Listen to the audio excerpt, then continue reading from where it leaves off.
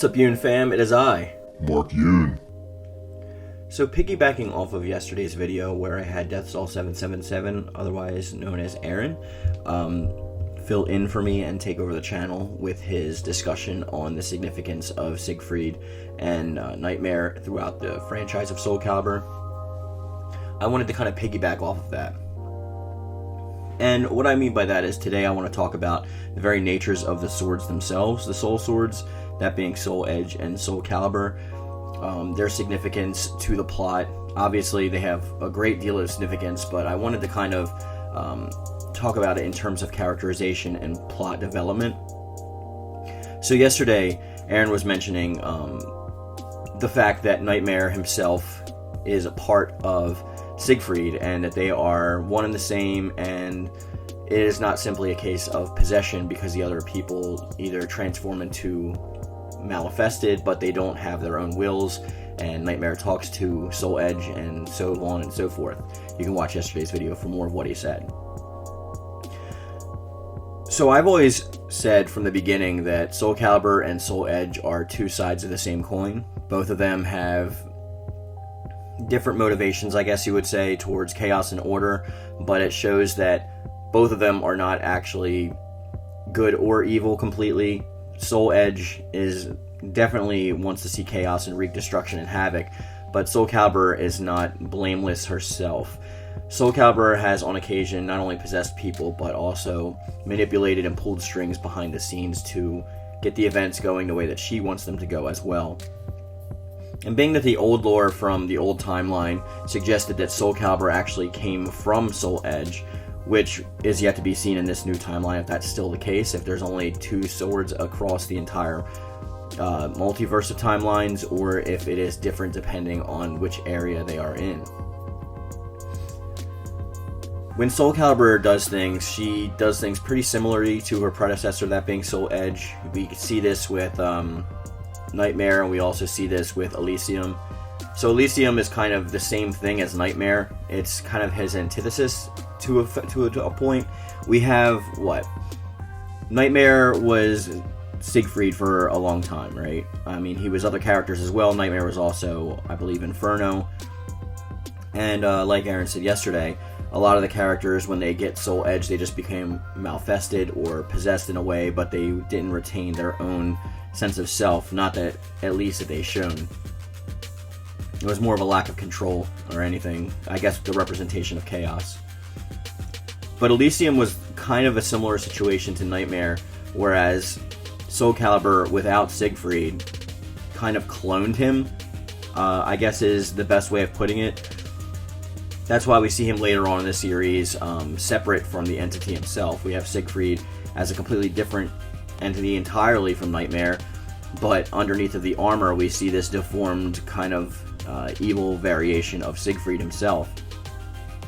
So obviously the evil seed used what, I guess, DNA that was left behind from their original merger and decided to recreate his body since their compatibility was so great and so symbiotic in the first place. And Elysium is kind of a similar situation, whereas she thought that Sophia was the perfect host for her. Therefore, without merging completely with her, she created a variation of Sophia herself to control like a vessel. So we know that these characters will do things that are pretty similar, and I call them characters because they do have their own separate personalities. I don't think they're just inanimate items within the world. They definitely push the plot forward. To what end is not really known yet. Mostly they say it's just to bring about order or bring about chaos and destruction, but we don't know what their end game is. They do have an amalgamation of souls trapped within them of all the people that they've defeated in the past, and part of those personalities merged together to create the characters that we see, like Ishta-Akht. So whether Ishta-Akht is actually working on behalf of the sword, like I talked about in my video on her, or she's just an amalgamation of a bunch of different wills pushed together and seeking chaos because they're all being pulled in different directions and the souls all want their own individual wills to be preserved. So there's something that works with that, that's something that's the antithesis, I guess, of someone you would say like Venom, who are two separate personalities that work together in symbiosis It's like they're being pulled in all different directions, and I guess the most prevalent will win, similar to how Tira switches personalities that way, just seemingly on the fly or when triggered. But this is not a new concept for Soul Calibur, the dynamics between like different forces with their own wills. We've seen this throughout literature countless times. You can even go back to Demon King Piccolo from Dragon Ball, the original Dragon Ball series from 1984, where Demon King Piccolo split himself, his evil variation from his good variation, becoming Kami and Piccolo, Ma Jr., or Piccolo Diamono, whatever you want to call him. But we've also seen this in the pantheon of different, religious mythos throughout the past. We've seen different people playing different roles, even amongst themselves, even the concepts or ideas wherein one person can actually, do two different actions and still be considered one of which personality. I'm trying to be very loose with this, so it's not like pointing at any individual things so that like people don't get upset with the kind of alliteration that I'm alluding to. But we have seen this in the past, and Soul Calibur does it in a little bit different of a way, where it seems like the swords want to destroy each other, but they kind of in turn need each other. It's not like we've seen them do these kind of things without each other. It's true that they've manipulated people in the past. I've even postulated that the Pantheon itself is projections from Soul Calibur, because she knows how to entice the heroic group of characters. I still hold fast that I don't believe that Hephaestus and all those characters are actually legitimately real in this universe. It's just that the characters believe that they are real, so Soul Calibur uses that to her advantage and comes to them in these forms as these characters to get the characters to move along the plot in the way that she desires. So, I mean, I could be wrong about that. That's just my own kind of like headcanon, so I will say that that is speculative, and it's no way supposed to be represented as fact. You can think of that however you want for your own idea of how you want the story to go, but I think it's a similar situation.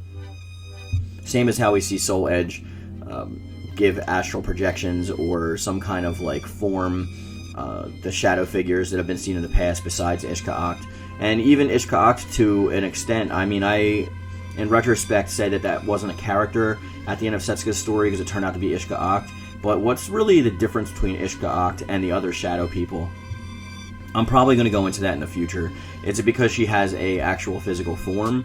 Because it seems that she's still just serving the whims of Nightmare. She's still serving the will of Nightmare. She wants to bring about the ultimate seed or whatever by filling the shards with battle energy and evil energy. And she's going around doing the bidding of Nightmare. So I don't really see too much of a difference between the shadow figures that he has actually created in the past, besides the fact that this one maybe has more personalities in her, and we know that the shepherds and the swords are actually going to be playing a lot larger of a role in Soul Calibur 7's plot. But be that as it may, I don't still see that much of a difference, but I'm going to actually make an entirely new video out of that at some point, possibly next week. But going from here, I guess I just want to put the question off to you guys. Do you see Soul Calibur and Soul Edge as individual characters, or just plot devices there to push the story forward? I still think it's the former. I think that over the years of absorbing all the souls that they've absorbed, they've kind of gained their own personalities in a way. Not so much as a fact that they're like individualistic beings, but they do have a will, they do have some kind of goal in mind, and they do have plans for enacting those wills. So with that being said, we're going to bring this video to a close. I hope you found it informative. If you did, drop a like, please. And I want to thank you guys for watching and for listening. I will catch you tomorrow, and as always, I love it. Thank you. And thank you.